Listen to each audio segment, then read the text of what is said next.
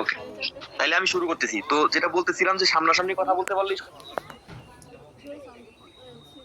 সবচেয়ে ভালো লাগতো এবং সেটা ইফেক্টিভ হইতো। এখন অনলাইনে কতটুকু ইফেক্টিভ আমি জানি না, তাও যেহেতু আমাদের হাতে সময় কম আর আমি আসতে পারতেছি না, আমরা অনলাইনে যতটুকু সম্ভব কভার করার চেষ্টা করি। তো আমি আমার পরিচয় দেই প্রথমে। আমি শেখ মোহাম্মদ রিফাত, সাবেক বিতার্কিক, বিএমবি ডিবেটিং ক্লাব। হ্যাঁ, তো আপনারা অলরেডি মনে হয় এটুকু বুঝতে পারছেন যে সংসদীয় বিতর্ক কি আসলে। হ্যাঁ, এটার সাথে আসলে মেজর পার্থক্যটা কোথায় সনাতনী বিতর্কের।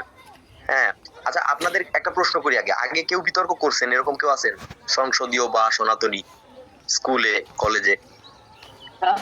না ভাই। না ভাই, তো ওকে ওকে ওকে, প্যারা নেই। আপনাদের আহ অবগতির জন্য বলি, এই ক্যাম্পাসে এসে ম্যাক্সিমাম বিতর্কিক যারা বিতর্কিক হয়েছে তারা আগে কোনোদিন বিতর্ক করেই নেই। যেমন আমি স্কুল লাইফে প্রথম 3-4 বছর বিতর্ক করছি, পরে কলেজ লাইফে করি নাই। দেন এখানে এসে বিতর্ক করছি, সংসদীয় শুরু করছি। মানে আমি স্কুল কলেজ লাইফে কোনোদিন সংসদীয় বিতর্ক করিই নাই। আপনাদের উজ্জ্বল ভাই কোনোদিন এর আগে সংসদীয় বিতর্ক করে নাই ইউনিভার্সিটিতে আসার আগে। এরপরে আই গেস আপনাদের যে ইমিডিয়েট সিনিয়ররা আছে তারা তো করে নাই, তাদের যে সিনিয়র তারাও মনে হয় মানে ক্যাম্পাসে আসার আগে বিতর্ক করে নাই। সো এটা নিয়ে ভয় পাওয়ার কিছু নাই, সবাই ক্যাম্পাসে এসেই মূলত বিতর্কী হয়েছে। তো সনাতনী বিতর্ক আপনারা দেখছেন আগে হয়তো স্কুলে। সনাতনী বিতর্কের সাথে সংসদীয় বিতর্কের পার্থক্যটা প্রথমে বুঝতে হবে। সংসদীয় বিতর্ক যেটা, এইটা আপনার এই ছন্দ বা বাচন ভঙ্গিকে আসলে প্রায়োরিটি দেয় না। প্রায়োরিটি দেয় হচ্ছে আপনার আইডিয়াকে। মানে আপনি একটা সমস্যা, সেই সমস্যাকে সমাধান করবেন কোন উপায়ে, এই যে আইডিয়াটা বের করবেন, এই আইডিয়াটাকে গুরুত্ব দেয়। আপনি অমুক পত্রিকায় তমুক দিন তমুক তথ্য বের হয়েছে এইটা বললে আপনার কোনো ক্রেডিবিলিটি নাই। আপনার ক্রেডিবিলিটি তখন যখন আপনি ওই সমস্যাটাকে সলভ করার জন্য নিজে একটা আইডিয়া জেনারেট করতে পারবেন এবং সেই আইডিয়াটাকে প্রিচ করতে পারবেন, তখন আপনার ক্রেডিবিলিটি। তো মেইন পার্থক্য এই জায়গায়, আপনারা কখনো ভুলেও সম্ভাষণ এই সেই এগুলা করতে যাবেন না। এগুলা করলে মানে স্পিকার যে থাকবে সে ভাববে যে ওর কাছে আসলে বলার মতো কিছু নাই, এজন্য টাইম কিল করতেছে এগুলো বলে। হ্যাঁ, আচ্ছা এবার আসেন আমরা মোশন কি, এই জিনিসটা তো মনে হয় আমরা বুঝে গেছি যেহেতু বিতর্ক টিতর্ক করছি কয়েকদিন। মোশনটা হচ্ছে যেটা দিয়ে আমরা আসলে মানে আলোচনা করব যে জিনিসটার উপরে। যেমন ধরেন সংসদে, মানে আমাদের জাতীয় সংসদে একটা বিল উত্থাপন করা হয় যে আজকে আমরা হচ্ছে এই আইনটা করতে চাই, আমরা হচ্ছে সিগারেটের উপরে 200% ভ্যাট করছে। এখন এটা নিয়ে কি করবে, এমপিরা নিজেদের মধ্যে হচ্ছে আলোচনা করবে। হ্যাঁ, কেউ এটার পক্ষে বলবে, কেউ এটার বিপক্ষে বলবে, যার যার যুক্তি তুলে ধরবে। দেন ফাইনালি একটা ভোটাভুটি হবে। হ্যাঁ, হানা ভোটের মাধ্যমে আইনটা পাস হবে অথবা হবে না। তো এখানেও সেম, আমরা একটা প্রথমে মোশন দিব। মোশনটা মানে কর্তৃপক্ষই দিয়ে দেবে আপনাকে, কমিটি দিয়ে দেবে। দেন এটা নিয়ে আপনাদের আগেই ডিসাইড করা থাকবে কে পক্ষ কে বিপক্ষ। এখানে তো আসলে পক্ষ বিপক্ষ না, সরকার এবং বিরোধী দল, দুই দল আলোচনা করবে। তো এবার আসেন এই মোশন আসলে কত ধরনের হইতে পারে এটা একটু ধারণা দিই। আমাদের অনেক অনেক হিউজ টাইপ অফ মোশন হইতে পারে। তার মধ্যে ক্যাটাগরাইজ যদি করি, মোটামুটি 7 ধরনের বিতর্ক হইতে পারে। 7 ধরনের। একটা হচ্ছে ধরেন মনে করে টাইপ বিতর্ক। যেমন এই সংসদ মনে করে বিশ্ববিদ্যালয় প্রশাসনের মূল কাজ হলো বিশ্ববিদ্যালয়ে গবেষণার পরিবেশ তৈরি করা। হ্যাঁ, এই যে মনে করে এই সংসদ, এইটা এক ধরনের বিতর্ক। এরপরে ধরেন আরেকটা বিতর্ক হইতে পারে ঔচিত্যের বিতর্ক। ঔচিত্য মানে এটা কি উচিত নাকি উচিত না। হ্যাঁ, আরেকটা ধরনের বিতর্ক হইতে পারে করবে টাইপ বিতর্ক। যেমন এই সংসদ সিগারেটের উপরে 200% ভ্যাট আরোপ করবে, এটা হচ্ছে করবে টাইপ বিতর্ক। তো এখানে পার্থক্য আছে প্রত্যেকটা বিতর্কের সাথে। প্রত্যেকটা বিতর্কের যেগুলো উচিত বিতর্ক, হ্যাঁ, এই বিতর্ক গুলোতে আমরা মূলত দেখাই যে মানে আমাদের মানবিক দিক থেকে কেন এটা করলে ভালো, কেন এটা করলে খারাপ, বা সামাজিক প্রেক্ষাপট থেকে কেন এটা করলে ভালো, কেন এটা করলে খারাপ। আর করবে টাইপ বিতর্ক গুলাতে আমরা মূলত দেখাইতে চাই যে একটা সমস্যার মধ্যে আমরা আছি, যখন আমি এই স্টেপটা নিব এই সমস্যাটা সমাধান হয়ে যাবে। অথবা এখন আমরা এই প্রসেসের মধ্যে আছি, এই প্রসেস থেকে বেরিয়ে অন্য প্রসেসে যদি যাই তাইলে আমার বেটার আউটকাম আসবে। তো দুটোর মধ্যে কিন্তু পার্থক্য আছে, ঔচিত্য আর করবে। হ্যাঁ, একটা হচ্ছে মডেল টাইপের বিতর্ক, একটা মডেল। আর একটা হচ্ছে করবো কি করবো না, উচিত কি উচিত না। আচ্ছা, এরপরে আরেক ধরনের বিতর্ক হইতে পারে ফিলোসফিক্যাল বিতর্ক, মানে ধরেন যেটা আসলে সম্ভবই না, পড়ছে এই সংসদ এমন এক পৃথিবীতে বাস করতে চায় যেখানে ঘৃণা নামক কোনো শব্দ নেই। তো আপনি কি কোনোদিন বাস্তবে রিয়েল লাইফে এটা করতে পারবেন যে ঘৃণা থাকবে না একটা পৃথিবী, এরকম একটা পৃথিবী তৈরি করা? এটা তো কোনোদিন সম্ভব না, ফিজিবল না। তো এই বিতর্কটা আপনি কি করবেন, এটাকে ইউটোপীয় সংসদে করতে হবে, মানে আপনি কাল্পনিক একটা সংসদে এই বিতর্কটা করবেন। আপনাকে ধরে নিতে হবে যে হ্যাঁ এরকম একটা দুনিয়া সম্ভব যেখানে ঘৃণা শব্দটা থাকবে না। এবার একদল কি করবে, ঘৃণা থাকা কেন দরকার,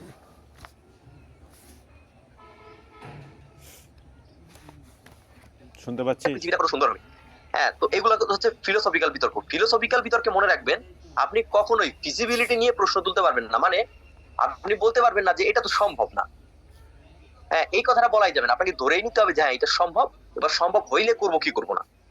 আচ্ছা, মোশন কত ধরনের হইতে পারে, কোন বিতর্ক কেমন হয়, মোটামুটি একটা ধারণা দেওয়ার চেষ্টা করলাম, এবং আমি খুব দ্রুত যাব কারণ হচ্ছে টাইম খুব শর্ট এবং আপনাদেরকে আরো কয়েকটা বিতর্ক করাইতে হবে, নাইলে আলটিমেটলি বিতর্কে কিছুই হবে না। এরপরে আসেন আমরা এই মোশন গুলাকে অ্যাপ্রোচ কিভাবে করব, মানে আপনি একটা মোশন পাইলেন, বিতর্কের মোশন দিল, আপনি পক্ষে বিপক্ষে ইত্যাদি কোন এটা জানলেন, সরকার না বিরোধী দল এটা জানলেন, জানার পরে আপনি করবেন কি, মোশনটা পাই আপনি কি করবেন, মোশনটা পেয়ে আপনি মোশনটাকে অ্যাপ্রোচ করবেন কিভাবে। আপনি প্রথমে চিন্তা করবেন এই মোশনটা কেন দেয়া হলো, মানে প্রত্যেকটা মোশন দেওয়ার পিছনে কোনো না কোনো কারণ থাকবেই, মানে ইররিলেভেন্ট কোনো মোশন সংসদীয় বিতর্কে দেয়া হবে না। যখন মোশন পাবেন চিন্তা করবেন এই মোশনের পিছনে প্রেক্ষাপটটা কি। যেমন আপনাদের আমি গ্রুপে দেখলাম একটা বিতর্ক করাইছে মনে হয় যে এরকম টাইপ কিছু একটা, যে আমলাতান্ত্রিক যেই হচ্ছে সমস্যাটা এইটাই হচ্ছে এই ছাত্র হত্যায় বেশি দায়ী, এরকম কিছু একটা, আমার ঠিক মনে নেই এক্সাক্ট মোশনটা। তো এটার পিছনে একটা প্রেক্ষাপট আছে না, ওই প্রেক্ষাপট থেকে তো মোশনটা আসছে। তো প্রত্যেকটা মোশনের একটা প্রেক্ষাপট থাকবে। তারপরে আপনি চিন্তা করবেন এই মোশনের সমস্যাটা কি, হ্যাঁ এখানে কেন এই মোশনটা নিয়ে আলোচনা করা হবে, এখানে কি সমস্যার কারণে আমরা এই মোশনটা উত্থাপন করতে হইলো। তারপরে চিন্তা করবেন এই সমস্যাটার সমাধান কিভাবে সম্ভব, বা গোল কি এই সমস্যার, মানে আমি সমস্যাটা সমাধান করে কি পাইতে চাই আসলে। আর 4 নম্বরে আপনি যেটা চিন্তা করবেন এই যে পাইতে চাই যে জিনিসটা, এটা কিভাবে পাবো, অর্থাৎ প্রসিজারটা কি। সো 3টা কোশ্চেন করবেন মোশনকে, হোয়াট, ওয়াই, হাউ। হ্যাঁ, মোশনটা কি, কোন প্রেক্ষাপটে আসছে, কেন এটা নিয়ে আলোচনা করবো অর্থাৎ সমস্যাটা কি, এন্ড হাউ কিভাবে সমস্যাটা উত্তর করবো। এই 3টা কোশ্চেন যখন মোশনকে করবেন, 3টা কোশ্চেনের আনসার যখন আপনি পাবেন তখন মোশনটা আপনার কাছে ক্লিয়ার হয়ে যাবে, আপনি বুঝবেন যে এখন আমি কি আলোচনা করতে হবে আমার। আচ্ছা, এবার মোশন অ্যাপ্রোচ করা হয়ে গেলে আপনি কি করবেন, আপনি কেস বিল্ড করবেন। কেস জিনিসটা কি ভাই, কেস হচ্ছে ধরেন আপনি আপনার বন্ধুর সাথে একটা জিনিস নিয়ে আলোচনা করবেন যে তিস্তা চুক্তি এটা না হওয়ার পিছনে আসলে আওয়ামী লীগ সরকারের দায় বেশি।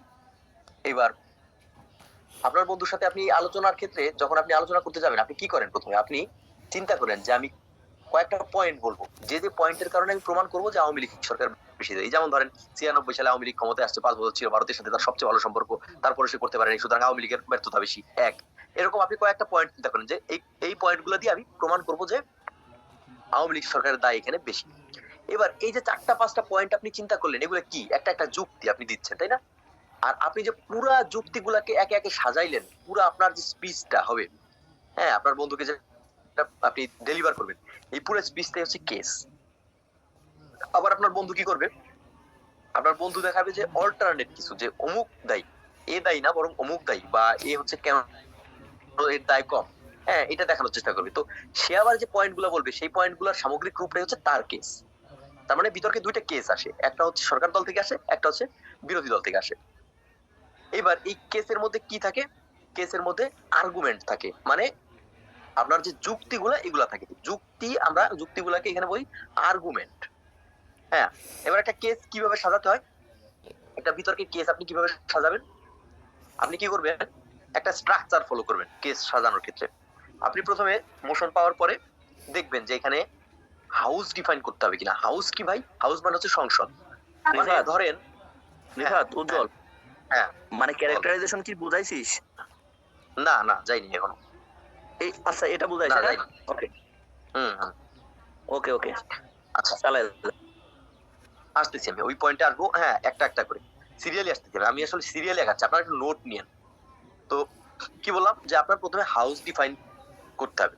এখন হাউস ডিফাইনটা কি, আমি একটা উদাহরণ দিয়ে বুঝাই। ধরেন একটা বিতর্ক যে এই সংসদ ধরেন আমেরিকান নির্বাচন এখনো হয়নি, হ্যাঁ, ধরেন আমেরিকান নির্বাচন এখনো হয় নাই, তো আমি একটা মোশন দিলাম এরকম, এই সংসদ আসন্ন নির্বাচনে ডোনাল্ড ট্রাম্পকে প্রেসিডেন্ট হিসেবে চায় না। হ্যাঁ, এখন আপনি আমারে বলেন এই বিতর্কটা বাংলাদেশের সংসদে কি রিলেভেন্ট, মানে বাংলাদেশের পার্সপেক্টিভে কি রিলেভেন্ট? না, না, এটা বাংলাদেশের পার্সপেক্টিভে রিলেভেন্ট না, কারণ আপনি ভোট দিতে পারতেছেন না তো বাংলাদেশী নাগরিক হিসেবে আমেরিকায়। তো এই সংসদটা কোথাকার সংসদ? অবভিয়াসলি আমেরিকার সংসদ, ইউএস এর সংসদ। তো আপনার এখানে হাউস ডিফাইন করতে হবে যে মাননীয় স্পিকার এই সংসদটা হচ্ছে ইউএস এর সংসদ, আমি একজন ইউএস এর নাগরিক হিসেবে আজকে বিতর্কটা করব। আবার ধরেন এমন একটা মোশন যদি হয় যে কি হইতে পারে, দাঁড়ান আমি একটা মোশন বের করি, একটু দেখি কোন মোশনে উদাহরণ দিলে আপনারা ভালো বুঝবেন।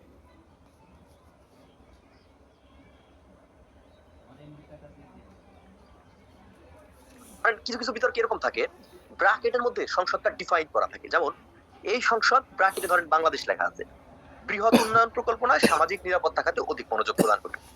তো এখানে আপনাকে বলেই দেয়াতে এটা বাংলাদেশের সংসদ, তার মানে আপনি এই বিষয়ের উপরে যত আলোচনা করবেন সব বাংলাদেশের দৃষ্টিভঙ্গি থেকেই হইতে হবে। মানে যেমন ধরেন বাংলাদেশ একটা থার্ড ওয়ার্ল্ড কান্ট্রি, তাই না, বাংলাদেশের ইকোনমি দুর্বল, হ্যাঁ, বাংলাদেশের বেশিরভাগ মানুষ অশিক্ষিত, এইগুলা মেনে নিয়ে আপনাকে বিতর্ক করতে হবে। এখন আপনি ধরেন এমন কিছু বিষয় বলতেছেন যেগুলো হচ্ছে ফার্স্ট ওয়ার্ল্ড কান্ট্রির সাথে রিলেভেন্ট, তো সেই কথাগুলো কিন্তু এই বিতর্কে এই মোশনের ক্ষেত্রে কাউন্টেবল হবে না।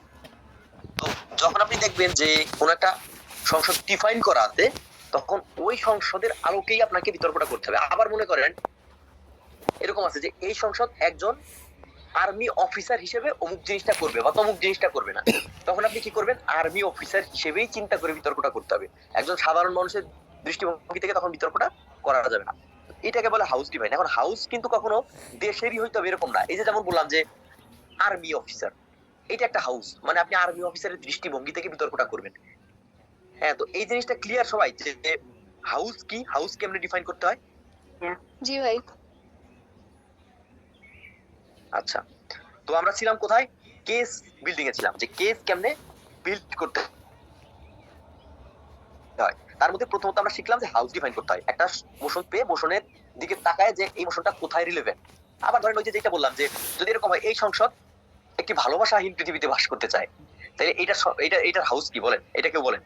এই সংসদ একটি ভালোবাসাহীন পৃথিবীতে বাস করতে চায়, এটা কি হাউস হবে, কোন হাউস হবে? হ্যাঁ, ভাই ইউটোপিয়া।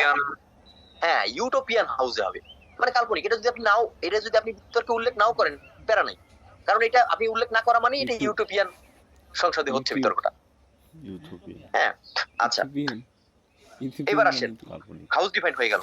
এরপরে আপনি কি করবেন, কেস সাজানোর জন্য আপনি প্রেক্ষাপট বিশ্লেষণ করবেন। যে ধরেন একটা মোশন এরকম যে আমি প্রচুর উদাহরণ দিব, হ্যাঁ, উদাহরণগুলো আপনাদের লেখার দরকার নাই, আপনারা জিস্ট জিনিসটা নোট করবেন। যেমন ধরেন একটা মোশন যদি এরকম দেই যে এই সংসদ মুজিব হত্যার পরে সেনাবাহিনীর অফিসার হিসেবে, মানে যারা মুজিবের হত্যাকারী সেরকম অফিসার হিসেবে খন্দকার মোস্তাকের বদলে তাজউদ্দিন আহমেদকে রাষ্ট্রের ক্ষমতা নেয়ার জন্য প্রস্তাব করবে। বুঝছেন মোশনটা কি? যে আমি ধরেন কর্নেল তাহের, হ্যাঁ, এবার আমি কি করব, আমি খন্দকার মোস্তাককে অফার দিব না, বরং আমি হচ্ছে তাজউদ্দিনকে অফার দিব যে আপনি হচ্ছে এই দেশের ক্ষমতা নেন। তো এখন এই বিতর্কটা করার জন্য আপনার কি করতে হবে, প্রেক্ষাপট বিশ্লেষণ করতে হবে। কিরকম, আপনি যদি বলেন দেখেন মাননীয় স্পিকার, এই দেশে যে মুক্তিযুদ্ধটা হইল কয়েকদিন আগে, আপনি কিন্তু এখন 1975 সালে দাঁড়ায় আছেন, হ্যাঁ, তো সেই আঙ্গিকে কথা বলতে হবে যে এই দেশে যে মুক্তিযুদ্ধটা কয়েকদিন আগে হইলো সেই মুক্তিযুদ্ধের অবিসংবাদিত নেতা হচ্ছে শেখ মুজিব। এখন আপনি চিন্তা করেন এই মুক্তিযুদ্ধের সেকেন্ড ইন কমান্ড কে? শেখ মুজিবের অবর্তমানে পুরো দেশটা চালাইছে কে? পুরো দেশটা চালাইছে তাজউদ্দিন। এবার তাজউদ্দিন যেহেতু পুরো দেশটা চালাইছে এবং বৈদেশিক মানে বিদেশি সরকার গঠন করে আপনার আন্তর্জাতিক যে সমর্থন আদায় থেকে শুরু করে, হ্যাঁ, অস্ত্র সরবরাহ, ভারতের সাথে লিয়াজু করা, সব সবকিছু তাজউদ্দিনের মাধ্যমে হয়েছে। তো তাজউদ্দিন হচ্ছে most vital person after Mujib. এখন এই দেশে মুজিব যেহেতু একটা অবিসংবাদিত নেতা, মানুষের মনে মনে গেঁথে আছে, এরে মাইরে ফেলাইছি আমরা আর্মিরা। এখন আমি যদি খন্দকার মোস্তাকের হাতে ক্ষমতা দিই, মানুষ যতটা না মানবে খন্দকার মোস্তাককে, বা মানুষ যতটা না স্যাটিসফাইড হবে, তার থেকে বেশি স্যাটিসফাইড হবে যদি মানে তাজউদ্দিনের হাতে ক্ষমতাটা যায়। হ্যাঁ, কারণ তাজউদ্দিন ওই যে ৭১ সালে তার ভূমিকা এই এগুলা বললাম প্রেক্ষাপটটা। তো কি করলাম এখানে, আমি প্রেক্ষাপটটা বিশ্লেষণ করলাম যে তাজউদ্দিনের মুক্তিযুদ্ধের ভূমিকা। এই প্রেক্ষাপটের বেসিসে আমি তাজউদ্দিনকে প্রস্তাব দেবো যে আপনি হচ্ছে ক্ষমতাটা নেন। বোঝা গেছে যে প্রেক্ষাপট কেন বিশ্লেষণ করা জরুরি? বুঝছেন আমার কথাটা নাকি ক্রিটিক্যাল হয়ে গেছে? ভাই একটু রেসপন্স করেন। কেউ এরকম আছেন যে বুঝেন নাই জিনিসটা, যে প্রেক্ষাপট কেন বিশ্লেষণ করতে হয় বা প্রেক্ষাপটটা কেমনে বিশ্লেষণ করতে হয় মোশনের সাথে রিলেট করে? আচ্ছা, আই গেস সবাই বুঝতে পারছেন। তো এই যে প্রেক্ষাপটটা বিশ্লেষণ করলেন, এতে আপার হ্যান্ড কিন্তু আপনিই পাইলেন। আপনি এই প্রেক্ষাপট থেকে এবার আর্গুমেন্ট বের করতে পারবেন, যুক্তি বের করতে পারবেন। আপনি প্রথমে দেখাই নিলেন যে হ্যাঁ ভাই দেখো, তাজউদ্দিনের অমুক অমুক অমুক অমুক ভূমিকা ছিল, হ্যাঁ শেখ মুজিবের পরে সেই সেকেন্ড ইন কমান্ড ছিল, দ্যাটস ওয়াই আমি তাজউদ্দিনকে হচ্ছে করবো, প্রস্তাব দিব। এবার আপনি তাজউদ্দিনের পক্ষে বিভিন্ন যুক্তি দিতে পারবেন। আচ্ছা, তাইলে কি গেল? কেস বিল্ডিং এ ছিলাম, প্রথমত হাউস ডিফাইন করলাম, দ্বিতীয়ত আমি প্রেক্ষাপট বিশ্লেষণ করলাম। এবার ৩ নাম্বার আসেন, একটা গোল সেট করা। ম্যাক্সিমাম বিতর্কে 99% বিতর্কে একটা গোল থাকে। তো এই মোশনটার ক্ষেত্রে গোল কি? এই মোশনটার ক্ষেত্রে গোল হচ্ছে, আমি বলবো কি মানুষ স্পিকার দেখেন, আমার মেইন গোল হচ্ছে এখন মুজিব হত্যা পরবর্তী সময় আমার মেইন গোল হচ্ছে দেশের স্ট্যাবিলিটি ধরে রাখা। কারণ দেশের জাতির পিতা হত্যা হয়ে গেছে, তার পক্ষে নিশ্চয়ই কিছু লোক আছে, আর্মির মধ্যেও কিছু লোক আছে অবশ্যই তার পক্ষে, এবং সাধারণ জনতার মধ্যে তো অবশ্যই আছে, এবং আওয়ামী লীগ একটা দল যে ফর্ম করছে, বাকশাল গঠন করছে, এগুলোর মধ্যে তো তার সমর্থক কর্মী আছে। তো যেহেতু তাকে হত্যা করা হয়েছে, there is a high possibility যে দেশের মধ্যে গোলযোগ লেগে যাবে, গৃহযুদ্ধ লেগে যাবে। তো আমার এখন সবচেয়ে বড় গোল হচ্ছে দেশের মধ্যে স্ট্যাবিলিটি ধরে রাখা, দেশের শৃঙ্খলাটা ধরে রাখা। আমার এই দুর্ভিক্ষ হয়েছে, কি কি হয়েছে, আমি মানুষের খাওয়াও পড়াবো, এগুলো দেখা যাবে, বাট আমার মূল লক্ষ্যটা হচ্ছে এখন স্টেবল করা দেশটাকে, নাহলে গৃহযুদ্ধ লেগে যাবে। করলাম। এখন এই গোলটাই কেন আমি সেট করলাম? আমি অন্য গোল সেট করতে পারতাম, এই গোলটা আমি সেট করছি কারণ আমি তো তাজউদ্দিনের পক্ষে কথা বলবো। এখন সবচেয়ে বেশি গুরুত্বপূর্ণ কে এখানে স্টেবল করার জন্য, মানে কে করতে পারবে স্টেবল দেশটাকে? তাজউদ্দিন করতে পারবে। কারণ আমি একটু আগে প্রেক্ষাপটে বলছি যে তাজউদ্দিন হচ্ছে সবচেয়ে গ্রহণযোগ্য মানুষ মুজিবের পরে, এবং তাজউদ্দিন হচ্ছে মুজিবেরই মানে কি বলে অনুসারী। তো যারা মুজিব ভক্ত তারাও খুশি, আমরা মারছি আমরাও খুশি, হ্যাঁ, তাইলে দেশটা স্টেবল হয়ে গেল। তো বুঝলেন কেমনে গোল সেট করতে হয় নিজের পক্ষে? মানে আপনি প্রেক্ষাপটটাও বিশ্লেষণ করবেন এমন ভাবে যাতে আপনি আপার হ্যান্ড পান, আপনি যাকে প্রেফার করতেছেন তার পক্ষে কথা বলা যায়। আবার আপনি গোলটাও সেট করবেন ঠিক একই ভাবে যে আপনি আপার হ্যান্ড পান। এখন আপনি গোল এমন ভাবে সেট করতে পারবেন না যে ডিবেটটা ন্যারো হয়ে যায়, অন্য পক্ষের জন্য কথা বলার কিছু থাকেই না। এইরকম ভাবে যদি আপনি গোল সেট করেন, তাহলে আপনি ক্রেডিবিলিটি তো পাবেনই না, বরং আপনার জন্য আরো বিতর্কটা মানে ব্যাক ফায়ার করবে। ওই দল এসে তখন বলবে যে মানুষকে দেখেন উনি আজকে বিতর্কের গোল এটা সেট করছে, কিন্তু আসলে এই গোলে তো বিতর্ক করা সম্ভব না, আমাদের মেজর গোল হচ্ছে অমুক জিনিসটা। তখন তারা অমুক জিনিসটা নিয়ে বিতর্ক করবে এবং তারা উইন করবে আলটিমেটলি। যেমন মনে করেন এই বিতর্কের ক্ষেত্রে আমি যদি বলি যে ভাই আমার মেজর গোল হচ্ছে এই মুহূর্তে আমার মেজর গোল হচ্ছে আওয়ামী লীগকে হচ্ছে স্যাটিসফাই করা। হ্যাঁ, এখন আওয়ামী লীগকে যদি স্যাটিসফাই করতে হয় তাহলে তো তাজউদ্দিনকে ক্ষমতা দিতেই হবে, তাহলে বিপক্ষ দলের ক্ষেত্রে আর কথা বলার কিছু থাকে? তারা তো খন্দকার মোস্তাকের পক্ষে কোনো কথা বলতেই পারবে না, কারণ আওয়ামী লীগ তো কোনোদিনও খন্দকার মোস্তাককে ক্ষমতা দিলে স্যাটিসফাইড হবে না। তো এমন কিছু বলা যাবে না যেটাতে ডিবেট ন্যারো হয়ে অন্য পক্ষের কথা বলার জন্য কিছু থাকেই না, এরকম কিছু বলা যাবে না। একটা কমন জিনিস বলতে হবে, বাট কমন জিনিসটা কিভাবে নিজের দিকে নিয়ে আসতে হয়, কিভাবে নিজে আপার হ্যান্ডে থাকতে পারা যায়, সেই জিনিসটা চিন্তা করতে হবে। তো গোল সেটিংটা বুঝতে পারছেন, গোল সেটিং কেমনে করতে হয়, বা গোল সেটিং এর ক্ষেত্রে ন্যারো কেন করা যাবে না? হ্যাঁ ভাই বুঝতে পারছি। ভাই আচ্ছা, আরেকটা উদাহরণ দিই গোল সেটিং এর। ধরেন একটু আগে একটা মোশন বললাম না আমি, যে বাংলাদেশ হিসেবে এই সংসদ হচ্ছে কি করবে, যে সামাজিক নিরাপত্তা খাতের থেকে বেশি অবকাঠামোগত উন্নয়নের দিকে জোর দিবে। তো এখানে আপনি কি গোল সেট করবেন? আপনি গোল সেট করবেন যে মানুষ স্পিকার, আমার আজকে গোল হচ্ছে ইন দা লং রান মানুষকে ইকোনমিক সলভেন্সি দেয়া। এখন এই গোলটা ক্যান্সেল করলাম কারণ আমি এখানে বলতে পারবো যে দেখেন, সামাজিক নিরাপত্তা খাত মানে কি, আমি একটা মানুষকে বয়স্ক ভাতা হিসেবে বা বিধবা ভাতা হিসেবে বা বেকার ভাতা হিসেবে 500 700 1000 টাকা দিচ্ছি। সে কি করে? ওই টাকাটা নিয়ে এসে ভেঙে ফেলে, হ্যাঁ, মানে চাল ডাল কিনে খেয়ে ফেলে, শেষ, নো প্রোডাক্টিভিটি। কিন্তু আমি যদি অবকাঠামোগত উন্নয়ন করি, এটা বাদ দিয়ে না, মানে কমাই দিয়ে, ধরেন আমি বড় বড় ইনফ্রাস্ট্রাকচার বানাইলাম, আমি মনে করেন একটা কাগজের মিল বানাইলাম, কাগজের কল বানাইলাম, হ্যাঁ, সেখানে কি হবে, আমার এই দেশের গরিব জনগণ তো চাকরি পাবে। তো চাকরি পেলে ইন দ্য লং রান তারা কি ইকোনমিক্যালি সলভেন্সি পাবে।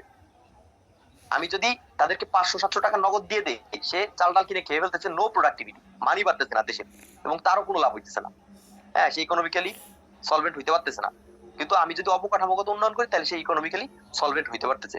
তো আমি এখানে যেহেতু আমার আপার হ্যান্ডে থাকা যাচ্ছে, তাই আমি এখানে গোলটা সেট করছি কি ইকোনমিক সলভেন্সি।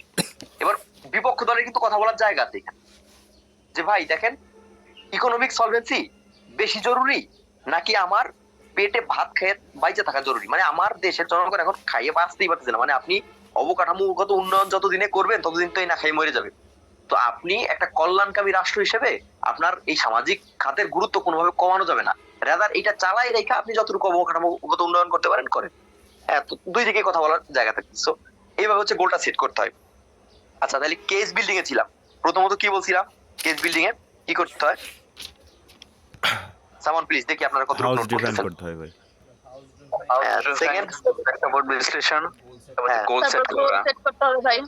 আচ্ছা ঠিক আছে, হ্যাঁ, তো গোলে তিনটা গেল, গোল সেট গেল। হ্যাঁ, এরপর আমি কি করব, এরপর আমি ক্যারেক্টারাইজেশন করব। আচ্ছা, আপনারা যদি আগের টিভি বিতর্ক বা স্কুলে বিতর্ক দেখে থাকেন, তাহলে দেখবেন যে ওরা হচ্ছে কি করে, সংজ্ঞায়ন করে। মানে আপনি গ্রাম্য জীবন অপেক্ষা শহুরে জীবন আনন্দদায়ক, এরকম একটা বিতর্ক করছিলাম আমি যখন স্কুলে ছিলাম। হ্যাঁ, জেলা পর্যায়ে একটা বিতর্কে এরকম একটা ফালতু টপিকের বিতর্ক আমাদের দিছিল। তো এইসব বিতর্কে আমরা কি দেখতাম, যে গ্রাম্য জীবন কাকে বলে একটা সংজ্ঞা, হ্যাঁ, যে যারা গ্রামে থাকে তারা যে জীবন যাপন করে তাকে গ্রাম্য জীবন যাপন বলে। আবার শহুরে জীবন যাপন বলতে কি বোঝায়? শহুরে জীবন যাপন বলতে বোঝায় যারা শহরে থাকে তারা যে ওয়েতে, যে স্টাইলে জীবন যাপন করে তাকে শহুরে জীবন বলে। এই হচ্ছে সংজ্ঞা, এটাকে বলে সংজ্ঞা। তো সেই সংজ্ঞায়নের যুগ পার হয়ে আমরা এখন ক্যারেক্টারাইজেশনের যুগে আছি। কেমন? মনে করেন ধরেন উজ্জ্বল, হ্যাঁ, উজ্জ্বলের সংজ্ঞা কি? উজ্জ্বলের সংজ্ঞা হচ্ছে উজ্জ্বল একজন মানুষ, হ্যাঁ, যার নাম উজ্জ্বল, এই হচ্ছে উজ্জ্বলের সংজ্ঞা। এখন উজ্জ্বলের ক্যারেক্টারাইজেশন কি? ক্যারেক্টারাইজেশনের বাংলা মিনিংটা কি বলেন? ক্যারেক্টারাইজেশনের বাংলা মিনিং কেউ জানেন? চরিত্রায়ন। জি, চরিত্রায়ন। বৈশিষ্ট্যগুলোকে ডিফাইন করা একটা পয়েন্ট দিয়ে। জি, চরিত্রায়ন না, মানে ডিরেক্ট বাংলা মিনিংটা জানতে চাচ্ছিলাম, চরিত্রায়ন।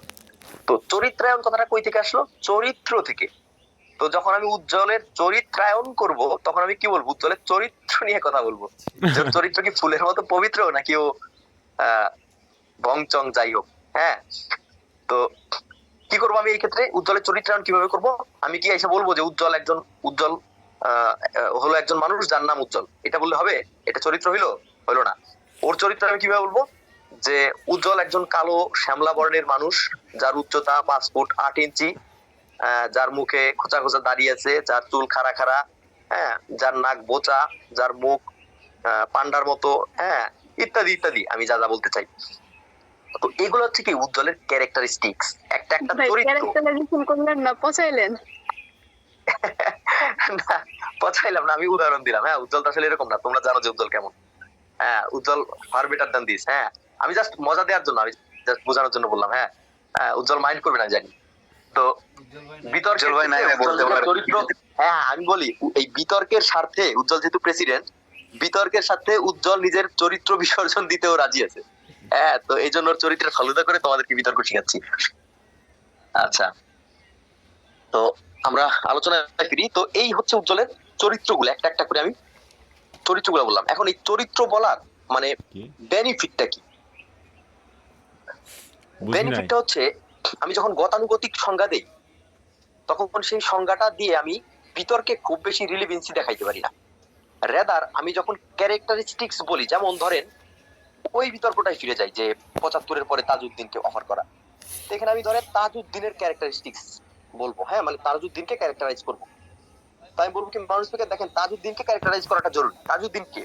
তাজউদ্দিন বাংলাদেশের প্রথম প্রধানমন্ত্রী, তাজউদ্দিন আওয়ামী লীগের সবচেয়ে প্রভাবশালী নেতাদের একজন। তাজউদ্দিন সেই ব্যক্তি যে মুক্তিযুদ্ধ চলাকালীন বৈদেশিক সরকার আচ্ছা রানিং আউট অফ টাইম দেখাচ্ছে, যদি এই মিটিংটা শেষ হয়ে যায় আমি আরেকটা দিব, লিংক দিব, আপনারা জয়েন করবেন। তো তাজউদ্দিন হচ্ছে সেই ব্যক্তি যে হচ্ছে বৈদেশিক সরকার গঠন করছে, করে মুক্তিযোদ্ধারা পুরোপুরি বঙ্গবন্ধুর অবতারণে পরিচালনা করছে। এই যে কথাগুলো বললাম, তাজউদ্দিনের ক্যারেক্টারিস্টিক্স গুলা বললাম, এগুলোকে আমি পরে বিতর্কে কাজে লাগাইতে পারবো না যুক্তি মানে এস্টাবলিশ করার ক্ষেত্রে? আপনার কি মনে হয়? মানে আমি যখন তাজউদ্দিনের গুরুত্ব বুঝাইতে যাবো বাংলাদেশের জনগণের কাছে, তখন এই ক্যারেক্টারিস্টিক্স গুলো কিন্তু কাজে লাগবে। তো এই জন্য মানে আমার সংজ্ঞায়নের থেকে চরিত্রায়নটা বেশি প্রেফারেবল, এবং সংজ্ঞায়ন করলে আলটিমেটলি আপনি বিতর্কে কোনো লাভ পাবেন না, চরিত্রায়ন করলে বরং আপনি লাভ পাবেন। তো চরিত্রায়ন কিভাবে করতে হয় বুঝলেন। আবার ধরেন ওই আগের আরেকটা যে মোশন দিছিলাম ওইটার উদাহরণ দেই, যে অবকাঠামো আর হচ্ছে সামাজিক প্রকল্প। হ্যাঁ, তো আপনি কি বলবেন? সামাজিক উন্নয়ন খাতের যদি সংজ্ঞা দিই আমি, সংজ্ঞা কি বলবো? সামাজিক উন্নয়ন খাত হচ্ছে এমন খাত যেখানে একটি কল্যাণমুখী রাষ্ট্র অর্থ প্রদান করে থাকে, নগদ অর্থ প্রদান করে থাকে। এই তো, তাই না? শেষ, এটা হলো সংজ্ঞা। এবার আমি সংজ্ঞায়ন বাদ দিয়ে আমি যদি চরিত্রায়ন করি এই জিনিসটার, সামাজিক সেবামূলক খাতের, তখন আমি কি করবো? সামাজিক সেবামূলক খাত হচ্ছে মানুষ স্পিকার এমন খাত যেখানে সরকার টাকা দেয়, নগদ টাকা। এবার সেই টাকাগুলা অ্যামাউন্টটা কেমন হয় মানুষ স্পিকার? খুবই কম, হয়তো 500 থেকে 2000 এর মধ্যে হয়ে থাকে, এর খুব বেশি হয় না। অর্থাৎ আপনি দিন এনে দিন খাইতে পারেন, একদিনের বাজার হয়, এরকম টাইপ টাকা। এবার এই সামাজিক সেবামূলক খাতে সরকার টাকা দেয় যে মানুষ স্পিকার, এই টাকাগুলো কতদিন পর পর দেয়? এটা কিন্তু প্রতিদিন দেয় না, এটা 1 মাস বা 6 মাস ভিত্তিতে দেয়। হ্যাঁ, এই যে ক্যারেক্টার গুলা বললাম, এই ক্যারেক্টার গুলো বলায় কি লাভ হবে? আপনি পরে দেখাইতে পারবেন যে এগুলোর আলটিমেট কোনো লাভ দিচ্ছে না। আপনি 6 মাস পরে একটা টাকা দিচ্ছেন, একদিনের বাজার করে ওর টাকাটা শেষ। হ্যাঁ, ওই টাকাটা ওর আলটিমেটলি পরে আর কোনো কাজে লাগতেছে না। রেদার আপনি অবকাঠামো বানাইলে আপনি বরং ওরে প্রতি মাসে একটা ফিক্স বেতন দিতে পারতেন ওই অবকাঠামোর মাধ্যমে। হ্যাঁ, তো এইভাবে হচ্ছে চরিত্রায়ন করতে হয়, চরিত্রায়নটাকে কাজে লাগাই থাকতে হবে। বুঝতে পারছেন সবাই? জি ভাই। আচ্ছা, এবার চরিত্রায়ন আপনি করবেন কয়টা জিনিসের? চরিত্রায়ন আপনি করবেন হচ্ছে পুরো বিতর্কে যতগুলো ওয়ার্ড থাকবে প্রত্যেকটা ওয়ার্ডের করবেন। হ্যাঁ, ওই যে আর্গুমেন্ট গুলো করবেন। আর্গুমেন্ট তো আপনার মোশনের মধ্যে থাকে না, আর্গুমেন্ট তো আপনি বানাবেন। আপনার তো একটা মোশন দেয়া থাকবে। ধরেন আমি বললাম যে ফোর্সে কি বলবো, দাঁড়ান একটা মোশন একটু বের করি।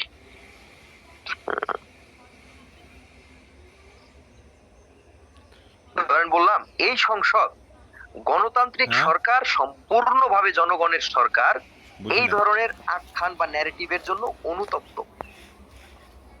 এই এই যে বিতর্কটা, এই যে মোশনটা, এখানে আপনি কি কি হচ্ছে ক্যারেক্টারাইজ করবেন বলেন তো? এটা একটু আর বললে ভালো হয়। আচ্ছা বাদ দেন, ওইটা বাদ দেন, আমি আরেকটা সহজ মোশন দিই। এই সংসদ রাজনীতিবিদদের জন্য অবসরের বয়স নির্ধারণ করবে। এখন বলেন আপনি কি কি ক্যারেক্টারাইজ করবেন এই এই মোশনটার থেকে? এই সংসদ রাজনীতিবিদদের জন্য অবসরের বয়স নির্ধারণ করবে। মানে রাজনীতিবিদদের যে বৈশিষ্ট্য, তারপর হচ্ছে ওদের কোন বয়স পর্যন্ত থাকা উচিত, যা মানে ইয়ংরা আসবে কিনা।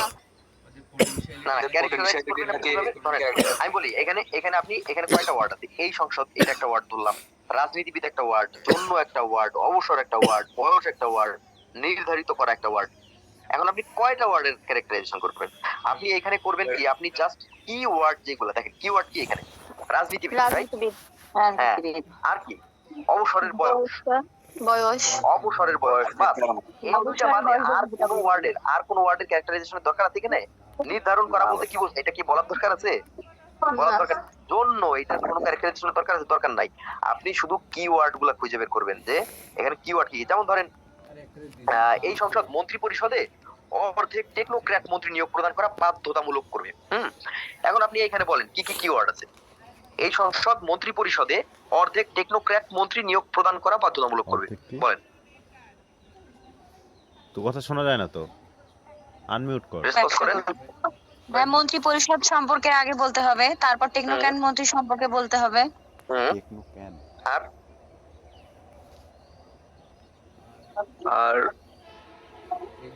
আর এগুলাই তো ভাই, আর কিছু না, রাইট? এই দুইটাই। মানে এখানে দেখেন কতগুলো ওয়ার্ড আছে, বাধ্যতামূলক করবে, প্রদান করা, এগুলা কি ক্যারেক্টারাইজেশন দরকার আছে? আমার কোনো দরকার নাই, জাস্ট কি ওয়ার্ড দুইটার ক্যারেক্টারাইজেশন করবো। আচ্ছা, কোথায় ছিলাম? কেস বিল্ডিং এ। কি কি পড়াইলাম এতক্ষণ? কি কি পড়াইলাম না, মানে কি কি আলোচনা করলাম বলেন তো? হাউস ডিফাইন, প্রেক্ষাপট বিশ্লেষণ, গোল সেট আর ক্যারেক্টারাইজেশন। আর মাঝখানে যে উজ্জ্বলের চরিত্রে ফালুদা করলাম, এটা নোট করেন নাই? ভাই ভাইয়া ছিল না, ভাই থাকা হয়তো। আচ্ছা আচ্ছা, ঠিক আছে। তাইলে আমাদের কেসের অনেক জিনিস আমরা শিখে ফেলছি। এবার কেসের সবচেয়ে গুরুত্বপূর্ণ জিনিস, সেটা হচ্ছে আর্গুমেন্ট। একটা কেসের মূল হচ্ছে আর্গুমেন্ট। আমি এতক্ষণ যা যা বললাম না, এগুলো সব কিসের জন্য? এগুলো সব হচ্ছে প্ল্যাটফর্ম তৈরি করলাম আর্গুমেন্টের জন্য। আমি হাউসটা ডিফাইন করব যাতে আমার আর্গুমেন্ট এস্টাবলিশ করতে সুবিধা হয় ওই হাউসে। আমি প্রেক্ষাপটটা বিশ্লেষণ করব যাতে আমার আর্গুমেন্টের জন্য হেল্পফুল হয়। আমি গোলটা সেট করব যাতে আমার কি আর্গুমেন্টের সাথে রিলেট করতে পারি। আমি ক্যারেক্টারাইজ করব এমন ভাবে যাতে আমি আর্গুমেন্ট বানাইতে পারি ঠিকঠাক ভাবে, তাই না? আচ্ছা, এবার আসেন আর্গুমেন্ট কি জিনিস। আমরা ম্যাক্সিমাম টাইম যেটা করি, উদাহরণ আর আর্গুমেন্ট দুইটা জিনিস গোলাই ফেলি। যেমন ধরেন কি বুঝাইতাম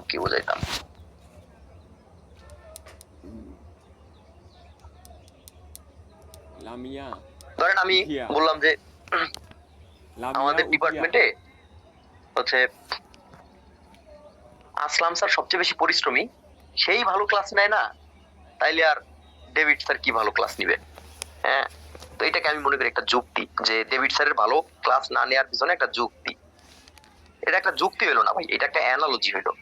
মানে ওনার সাথে ওনারে কম্পেয়ার করলাম জাস্ট, রাইট? এটা কোনো যুক্তি হলো না। যুক্তিটা কি? যুক্তিটা হলো, আমি মনে করেন রেকর্ড হচ্ছে, ক্লাস শেষ হলো, কি বলতাম, একটা যুক্তি, একটা মোশন দেই, নাইলে যুক্তি আসলে দেওয়া সম্ভব না। ধরেন এই সংসদ 30 বছরের কম বয়সী প্রার্থীদের জন্য সংসদে সংরক্ষিত আসন রাখবে। হ্যাঁ, এখন এইখানে আমি কি বলতে পারি যে দেখেন, আমার একটা যুক্তি হলো যে যারা যুবক থাকে, যারা হচ্ছে একটু কম বয়সী থাকে, তাদের মধ্যে দেশপ্রেমটা একটু বেশি থাকে, তাদের মধ্যে দেশের প্রতি দায়িত্ববোধ না এটা একটু বেশি থাকে, তাদের প্রতি মানে তাদের হচ্ছে পরিবারের থেকে দেশকে তারা বড় করে দেখতে পারে। এটা হচ্ছে একটা যুক্তি আমার, যে এই যুক্তিতে আমি হচ্ছে 30 বছর বয়সীদের, 30-এর কমের জন্য কি করব, সংরক্ষিত আসন রাখবো। এটা হচ্ছে আমার যুক্তি। হ্যাঁ, আমার উদাহরণ না, মানে ধরেন আমি বললাম যে মাননীয় স্পিকার উত্তর কোরিয়াতে, বা ধরেন মানে একটা আন্দাজে বললাম আর কি, ধরেন আর্জেন্টিনাতে 30-এর কম বয়সীদের জন্য রাখা আছে, সংসদে সিট রাখা আছে, সুতরাং বাংলাদেশে ওইটা রাখা উচিত। এটা কোনো যুক্তি না, এটা একটা অ্যানালজি হইল। আপনি ওইখানে দেশের করে আপনি আমার দেশে করতে বলতেছেন, এটা কোনো যুক্তি হলো না। তো আপনি উদাহরণ আর যুক্তি, এটা পার্থক্যটা বুঝতে পারছেন? যুক্তি হচ্ছে কারণ, নির্দিষ্ট কারণ, এটা বুঝতে পারছেন উদাহরণ আর যুক্তির পার্থক্যটা? জি ভাই, বুঝতে পারছি। আচ্ছা, তো কখনোই কি করবেন না, উদাহরণকে যুক্তি হিসেবে প্রতিষ্ঠা করতে যাবেন না। যুক্তি এবং আমি যখন যুক্তিটাকে ভেঙে দেখাবো, তখন আপনি আরো ভালো বুঝবেন যে যুক্তির মধ্যে হচ্ছে উদাহরণ থাকে। হ্যাঁ, উদাহরণটা কখনো যুক্তি না। আচ্ছা, এবার আসেন এই আর্গুমেন্টেশন আপনি কিভাবে করবেন। আপনি কি করবেন, আপনি একটা মোশন পাইছেন, মোশন পাওয়ার পর মোশনটার উপরে প্রশ্ন করছেন, হ্যাঁ, কি কেন কিভাবে দিয়ে, তারপরে আপনি প্রেক্ষাপট বিশ্লেষণ করে, হাউস ডিফাইন করে, আপনি ক্যারেক্টারাইজ করে, তারপরে আপনি চিন্তা করবেন যে আপনি এই মোশনটার পক্ষে বলতে গেলে কি কি যুক্তি দাঁড় করানো যায়। হ্যাঁ, এই যে কারণ কারণ কারণ, বারবার বলতেছি কারণ, নট উদাহরণ। এই মোশনটার পক্ষে আমি যে কথা বলবো, এর কারণ গুলা কি কি, এরকম 2টা 3টা 4টা কারণ খুঁজে বের করবো। এখন আপনি করলেন কি, আপনি 10টা কারণ খুঁজে বের করলেন। বাবারে বাবা, আমি 10টা কারণ খুঁজে পেয়েছি, আমি 10টা কারণ বলবো, বিতর্কটা জিতে যাবো ইজিলি। না, ভুল। আপনি 10টা কারণ বললেন, 10টা কারণ ব্যাখ্যা করতে পারলেন না।